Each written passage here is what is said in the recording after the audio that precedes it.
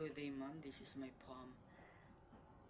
The title is Aking Ina. Ina, ina, nag-iisa ka lang sa mundo ko. Ako'y bunga ng iyong mga panata, isang kaloob na biyaya. Sa bawat panalangin mo'y nais itong makuha. Kaya nang ipagkaloob ako ng Diyos Ama, walang mapagsidlan ang iyong kasiyahan.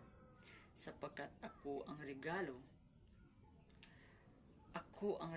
na magbibigay kulay sa mundo mo.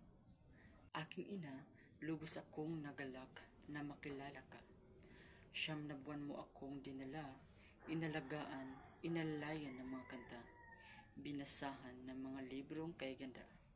Hindi pa man nasisilayan ang mundo, ngunit sa mga kwento mo, ninanais ng maramdaman ito.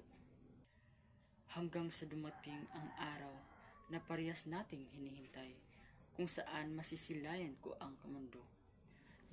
Ninanais kong makilala ang kwento mong nakakahalina.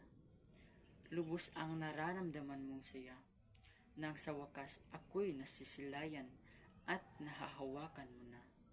Aking ina, ikinagagalak kong makilala ka.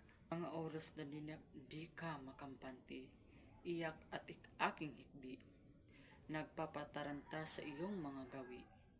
Nalilito at ang kilos mong di mawari. Ninais mong lagi akong mapabuti sa aking mga inalay na tuwa't ngiti. Nasabi mo'y nagpapawala sa iyong mga pagpighati. Puyat, pagod at tinitiis,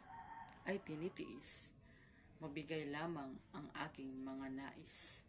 Aking ina, paano ako kung wala ka?